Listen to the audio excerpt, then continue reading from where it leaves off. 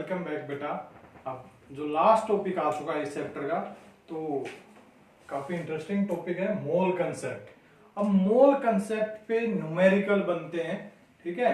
तो वो न्यूमेरिकल आपके एग्जाम के पॉइंट ऑफ व्यू से, आपकी नेक्स्ट क्लासेस के पॉइंट ऑफ व्यू से काफी इंपॉर्टेंट है, काफी इंटरेस्टिंग टॉपिक है। तो आइए डिस्कस करते हैं मोल कंसेप्ट।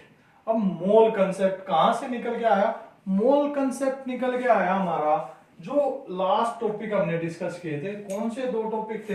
एक तो था हमारा ग्राम एटॉमिक मास।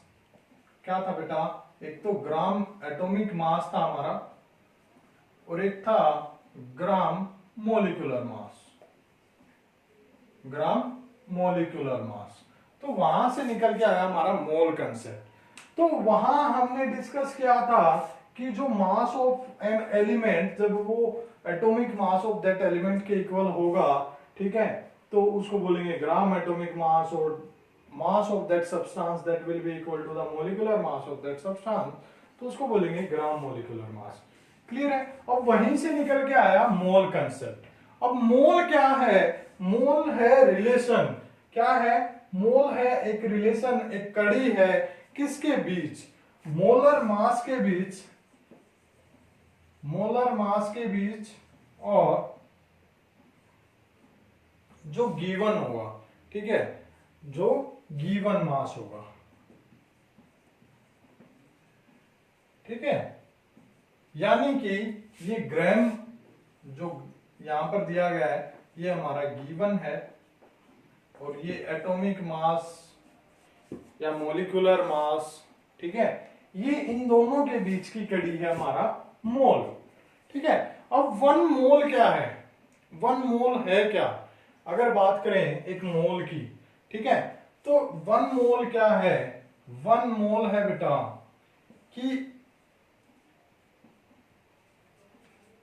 6.022 इंटू 10⁻23, क्या? 6.022 इंटू 10⁻23 एटम्स। वन मोल का मतलब है कि एक मोल में क्या है? 6.022 इंटू 10⁻³ एटम्स या फिर मॉलिक्यूल्स प्रेजेंट है, ठीक है। अगर बात करें मास की, वन मोल का मतलब है कि इतने एटम्स का जो मास है वो हम वन मोल से रिप्रेजेंट करेंगे। अगर बात करते हैं फॉर्मूला कि फॉर्मूला क्या होगा यहाँ पे, ठीक है, तो नंबर ऑफ मोल्स अगर हमने फाइंड आउट करने हो, नंबर ऑफ मोल्स, तो नंबर ऑफ मोल्स कैसे आएंगे? नंबर ऑफ मोल्स आएंगे गिवन मास बाय मोलर मास। क्या आएगा? Given mass by molar mass.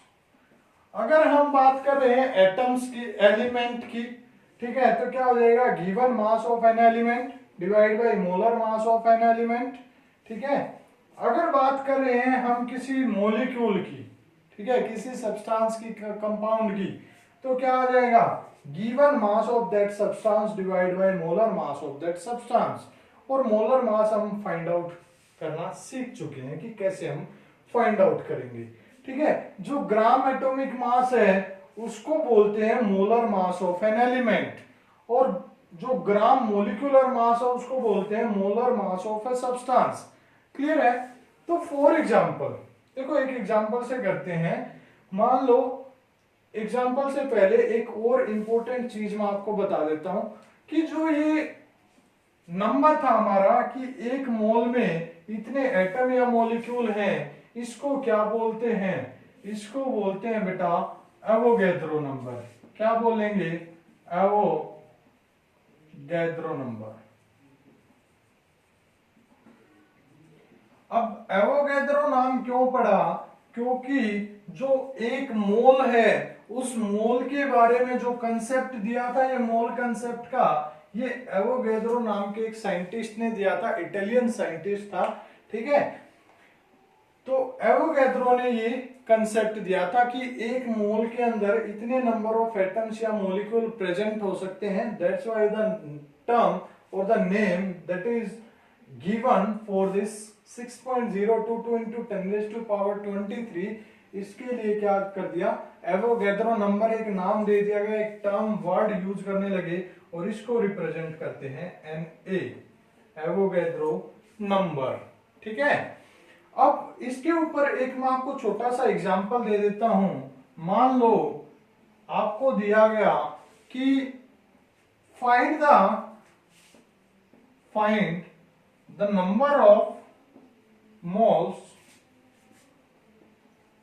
present in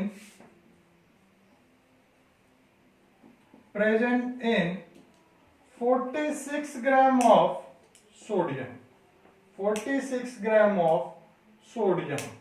ठीक है, कि 46 ग्राम सोडियम में हमें नंबर ऑफ मोल्स बताने हैं। तो 46 ग्राम क्या हो गया, इसका गिवन मास हो गया। क्या हो गया, गिवन मास ऑफ सोडियम। और मोलर मास या एटॉमिक मास वो हमने फाइंड आउट करना होता है। ठीक है, जो molar mass of an element, और एलिमेंट क्या है यहाँ पे, सोडियम है, तो सोडियम का मोलर मास क्या है वो हमें पता है कि इसका मोलर मास कितना है बेटा, जल्दी से बताओ। अभी लेटेस्ट हम सीख के आए हैं ये चीजें। 23 क्या है, 23।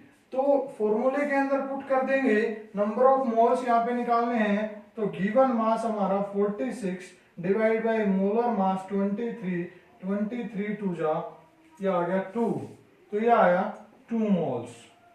कितने मोल प्रेजेंट है, 2। तो ये था बेटा हमारा मोल कंसेप्ट का टॉपिक। और भी बहुत सारे एग्जाम्पल हैं जो आपको करने हैं। Thank you, have a nice day.